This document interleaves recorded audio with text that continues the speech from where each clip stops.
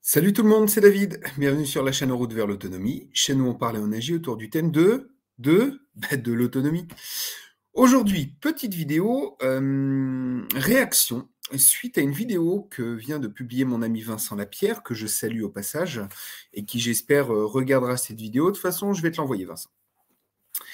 Et cette vidéo pour parler de la dernière interview qu'il a faite, qui s'appelle Blackout, où il interviewe un expert, ça on en reparlera, sur l'énergie, et notamment sur le nucléaire. J'ai regardé cette vidéo avec attention et j'avais plusieurs choses à noter. La première, ce monsieur a été invité, a invité il y a quelque temps Vincent Lapierre pour parler de sa maison autonome, comme il le disait si bien, maison autonome, en tout cas en énergie. Et du coup, j'avais vu cette vidéo, j'avais déjà repéré quelque chose qui m'avait un petit peu surprise dans le discours, et du coup, j'avais parlé brièvement de cela dans une vidéo. Mais aujourd'hui, donc Vincent a invité ce monsieur, au demeurant sympathique, qui est venu donc pour parler de la façon de fonctionner du réseau électrique et d'un potentiel blackout. Alors, premièrement, pour démarrer, les points positifs. Ce monsieur amène une analyse factuelle et intéressante de l'état de notre réseau électrique, de nos capacités électriques, et des solutions envisagées pour faire en sorte que cet hiver, nous n'ayons pas un blackout, mais tout au pire, des coupures ciblées, qui peuvent être assez importantes selon la météo. On dépend du ciel, comme disait l'autre. Et du coup, sur cette partie-là, honnêtement, j'ai rien à redire. Rien à redire parce que ce monsieur donc, a travaillé à une époque chez EDF et il a été très intéressant dans son analyse, dans son déroulé. Il connaît le fonctionnement de notre réseau électrique, il s'y intéresse. C'est le président des écologistes pour le nucléaire. Et donc, du coup, c'est quelqu'un qui, quand même, a étudié le sujet. Donc ça, c'est pour la partie que j'ai trouvée intéressante. J'ai appris des choses, merci beaucoup, monsieur. Mais la critique que j'ai à émettre est sur un tout autre domaine qui ne concerne qu'une petite partie de la vidéo, mais qui pour moi est très importante, surtout avec la vidéo précédente qu'il avait faite chez Vincent Lapierre. Je tiens à préciser que ce n'est pas, et je sais que ça me le sera reproché puisque je vais mettre ce lien sous la vidéo de Vincent Lapierre, je vais lui demander s'il peut éventuellement l'épingler, je ne sais pas s'il le fera. Mais en tout cas, étant donné que j'ai déjà plusieurs commentaires à ce sujet, notamment, oui, de quoi tu parles, en quoi c'est... Vas-y, explique, argumente. Donc c'est exactement ce que j'ai l'intention de faire ici. Également, une des personnes qui m'a interpellé par rapport à ça est venue sur ma chaîne me dire ouais, il est soporifique, c'est pas un bon orateur. Je n'ai pas vocation à être orateur, loin de là, et j'ai envie de dire, si tu cherches des bons orateurs, va voter Mélenchon, va voter Macron, ce sont des très bons orateurs. Je préfère être dans le concret, dans le réel, plutôt que d'écouter des beaux parleurs qui vont me vendre monts et merveilles, mais finalement avec uniquement des visées électoralistes ou financières. Donc voilà. Les choses étant posées, je voulais rajouter une petite chose. Donc ce monsieur qui m'a dit que je n'étais pas un excellent orateur et qui a dit mais il faut que tu argumentes, à ton tour, argumente, puisque visiblement, il est plus facile de mettre un petit commentaire que de venir contredire avec des arguments. Alors, je voulais parler donc de cette remarque qu'a fait le monsieur dans la vidéo, et qui dit, alors je cite de mémoire, hein, mais comme quoi il fallait absolument réaugmenter la part du nucléaire en France, puisqu'il fallait absolument que pour l'avenir, on continue la croissance, la fameuse croissance qu'on n'entre surtout pas en décroissance et qu'on verrait la décroissance plus tard. Ok. Alors quand j'entends ça, moi la première chose, j'ai l'impression que quelqu'un nous dit, «Après moi le déluge». Et pour moi, c'est exactement ce qu'il fait, c'est que, ce monsieur doit avoir, la cinquantaine environ. J Désolé monsieur si je déforme, votre âge, heu, l'intention n'est nullement blessante vis-à-vis de l'âge. Cependant, là, j'ai affaire à quelqu'un, qui aimerait, je pense, que les problèmes n'arrivent pas de son vivant, mais qu'on les repousse le plus tard possible, pour éviter que lui ait à les subir, ou tout du moins qu'il les subisse le plus tard possible. Alors cette posture, premièrement, je la trouve très égoïste, puisque, bah, c'est reporter la charge de la décroissance et des difficultés à venir, sur nos, enfants. Moi, je m'y refuse. Je travaille au quotidien pour éviter justement à nos enfants, les écueils de la décroissance subie, puisque c'est exactement ce qu'il propose. Si on continue comme ça, de toute façon, la décroissance arrivera bien un moment ou un autre. Il le dit, hein, la décroissance, ce sera plus tard. Cependant, elle sera subie. Moi, de mon côté, je prône une décroissance volontaire, c'est-à-dire s'habituer à vivre avec moins.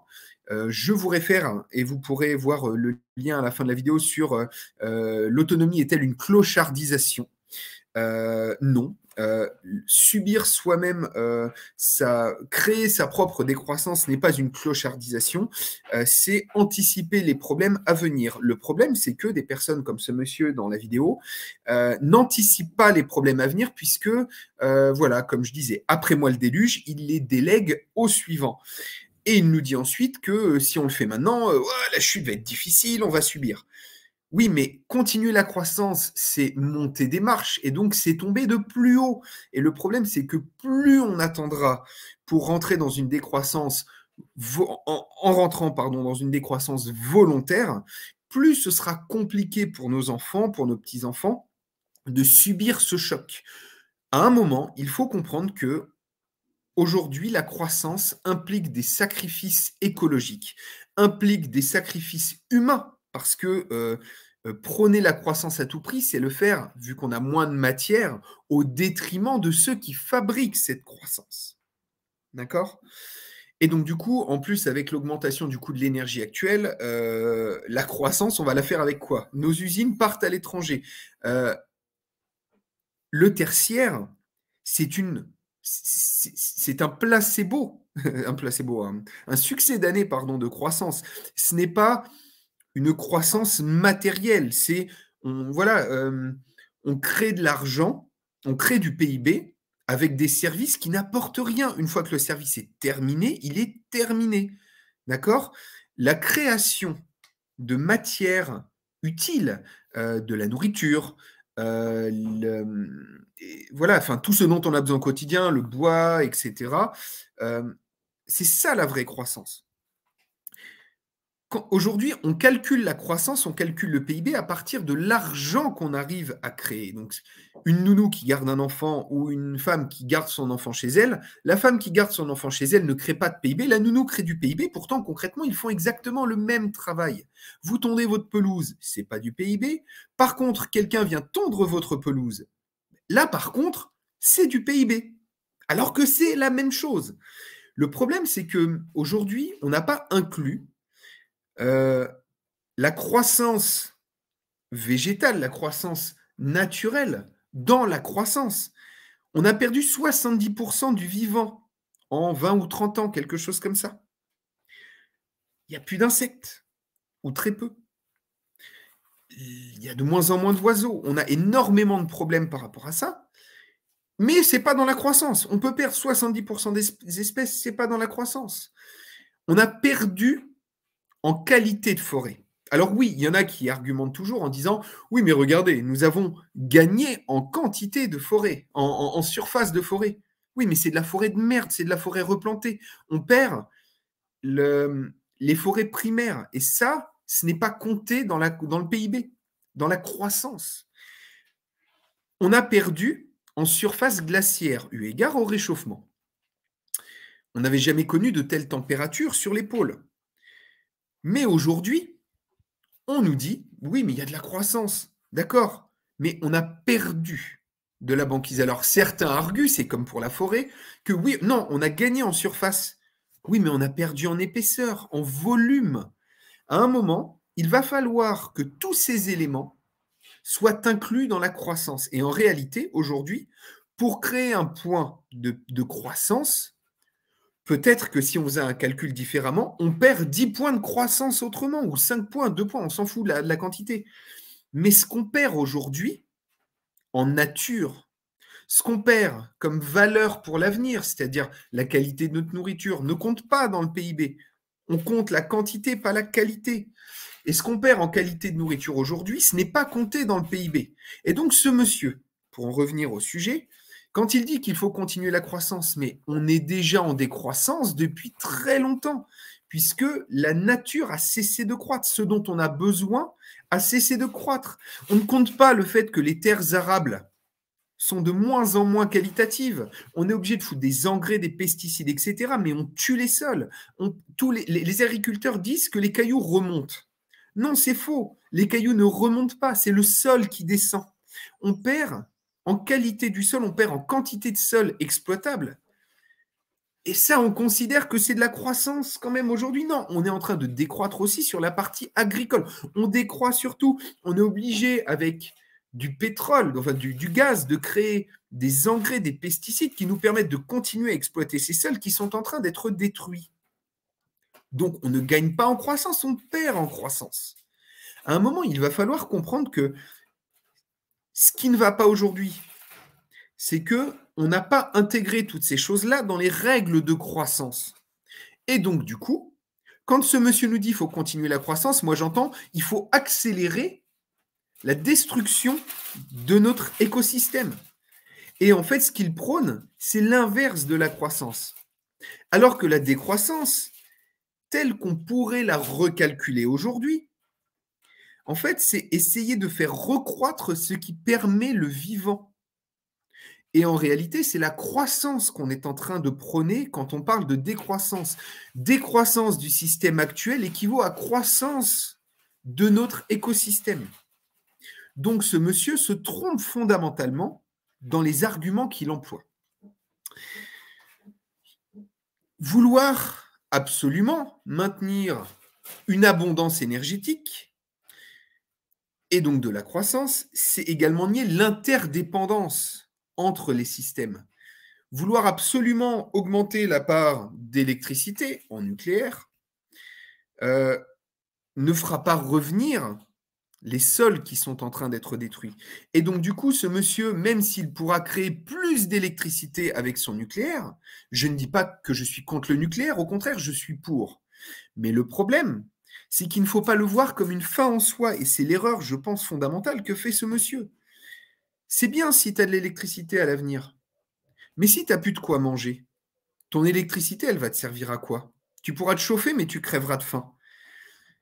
Il faut, pour moi, non pas focaliser notre énergie dans le sens propre comme dans le sens figuré. Il faut focaliser nos efforts non pas sur l'accroissement de notre usage électrique, mais il faut allouer ces fonds pour aider des personnes qui vont faire pousser des légumes de façon naturelle, sans détruire les sols, sans détruire le vivant. Il faut favoriser des systèmes low-tech. Il ne faut pas allouer nos finances dans une énergie et dans multiples sources d'énergie, qu'elles soient renouvelables, qu'elles soient nucléaires, qu'elles soient pétrole, gaz, charbon, etc. Il faut que les gens commencent à décroître tranquillement, petit à petit, en maintenant les systèmes actuels, mais en les réduisant petit à petit, et allouer ces fonds à quelque chose qui nous permettra, et surtout qui permettra à nos enfants et aux générations futures, de pouvoir se nourrir. Alors, ce sera effectivement une vie différente, mais pour moi, il faut comprendre que cette vie-là, c'est de toute façon l'avenir et il faut s'y préparer. Il ne faut pas maintenir le système absolument jusqu'au dernier moment. Nous sommes drogués à l'énergie. Ce monsieur, et moi aussi, ce n'est pas une critique personnelle, est drogué à l'énergie. Et à un moment, quelqu'un qui est drogué, il va dire « Non, mais il m'en faut encore un petit peu, encore un petit peu. » Non, à un moment, il faut stopper cet appel de cette drogue qu'est l'énergie. Il faut commencer un sevrage progressif. Un drogué, on ne le sevre jamais d'un coup. On le sevre petit à petit, histoire qu'il s'habitue et qu'il retrouve goût à la vie sans la drogue. Eh bien, c'est ce qu'il faut faire. Il faut rendre sexy le fait de vivre sans cette drogue qui est l'énergie, et petit à petit apprendre à s'en passer. Il ne faut pas absolument essayer de maintenir notre train de vie. Nous, on a fait le choix de la sobriété, on en est plus heureux parce qu'on a appris à apprécier les choses différemment. Et donc, c'est pour ça qu'il faut que ce monsieur comprenne que c'est pas, et ça on va en reparler, en foutant des panneaux solaires sur sa maison, en ayant trouvé plein de systèmes qui demandent, un, de l'énergie pour les créer, deux, de la maintenance qu'il ne pourra pas faire lui-même, et trois, des matières qui disparaîtront et qu'il ne pourra pas réutiliser. Oui, c'est bien, il se sauve lui-même, mais à l'avenir, ce n'est pas rendre service aux générations futures. Il faut arrêter d'être égoïste par rapport à ça. Reparlons-en de sa maison. Il nous montre un système hors de prix, et je vous remettrai le lien en description de la précédente vidéo. Il nous montre un système hors de prix en nous disant « ma maison est autonome ». Mais non! Demain, ta maison, si tu n'as plus cet apport énergétique, si ton système tombe en panne et qu'il n'y a plus possibilité de la réparer, tu n'es pas autonome. Tu auras juste maintenu ton confort plus longtemps, mais à un moment, je ne dis pas que c'est pas bien, encore une fois, mais ce système qui est hors de prix déjà, qui est inabordable pour la plupart des gens, parce que ça, il faut en parler aussi, ce système hors de prix lui permettra à lui de tenir un temps, mais la plupart des gens ne peuvent pas se permettre ce genre de système. Et en plus, il n'y aurait pas assez de ressources sur Terre pour équiper tout le monde de ce système ad vitam aeternam. Il va falloir apprendre à se passer de l'énergie abondante. Je n'ai pas dit à se passer d'énergie, mais à se passer d'énergie abondante. C'est la seule solution si on veut à l'avenir. D'ailleurs, en parlant d'énergie, ma chérie, est-ce que tu peux remettre une bûche dans la cheminée, s'il te plaît? Il faut apprendre à se passer de ce confort petit à petit si on veut que tout le monde, ou tout du moins le maximum des gens, puissent s'en sortir convenablement. Croyez-moi, on s'habitue très bien à avoir moins chaud dans sa maison. Vous avez opté pour l'option solaire, batterie, etc. Je ne dis pas que c'est pas bien, mais ça ne sera pas suffisant pour tout le monde. C'est une solution pour vous, bravo si vous l'avez fait, mais ça n'est pas rentable d'installer des panneaux solaires, ça permet d'être plus autonome le temps que ce système fonctionne, déjà. Mais à l'avenir, ça n'est pas la solution. Et il faut commencer dès maintenant à se passer de cette solution. Ensuite, il ne faut pas oublier qu'il ne faut pas mettre tous ces œufs dans le même panier. La part du nucléaire dans l'électricité en France représente 75%. C'est très bien. Mais ce n'est pas la part de l'énergie utilisée en France. On oublie toutes les autres sources d'énergie qui elles-mêmes commencent à être de moins en moins abondantes. Donc, à un moment, il va falloir apprendre à se passer de l'électricité, mais des autres sources d'énergie également. Et ce que prône ce monsieur de foutre le paquet dans le nucléaire, c'est vouloir mettre tous ses œufs dans le même panier. Mais la plupart des voitures n'avancent pas à l'électricité et je ne pense pas qu'on pourra passer à tout le monde à la voiture électrique, le monde entier, à la voiture électrique, et même en France. Il va falloir arrêter de croire qu'une solution sauvera de tout. Il ne faut pas oublier qu'il y a des signes noirs. Il peut très bien arriver des événements, attentats qui empêcheraient le réseau électrique de fonctionner correctement, etc. Si demain, un événement grave, tornade, grosse tempête sur la France, etc., met à mal le réseau pour une durée longue, en plein hiver. C'est très bien d'avoir du nucléaire, mais si tu ne peux pas l'acheminer, il va se passer quoi? Alors que si les gens ont plusieurs systèmes pour se chauffer, si possible, qui ne soient pas dépendants du nucléaire ou de toute autre énergie, cela permettra aux gens de tenir. Et seul un processus de décroissance permet cela. Dire aux gens, vous aurez de l'électricité, vous pourrez vous chauffer, c'est bien, mais moi demain, si j'ai un problème, j'ai plus d'électricité, j'ai ma cheminée, et même si j'ai plus de bois, mettons que ça arrive un moment où je n'ai plus de bois, j'ai des très bons sacs de couchage qui me permettent quand même de dormir en ayant chaud, permettent à mes enfants de dormir en ayant chaud.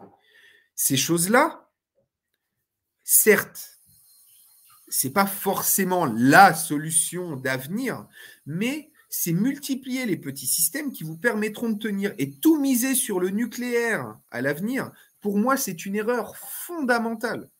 Et ce monsieur, sa maison est très bien par rapport à ça. Il a trouvé plein. Faut aller voir la vidéo, il y a des solutions hyper intéressantes.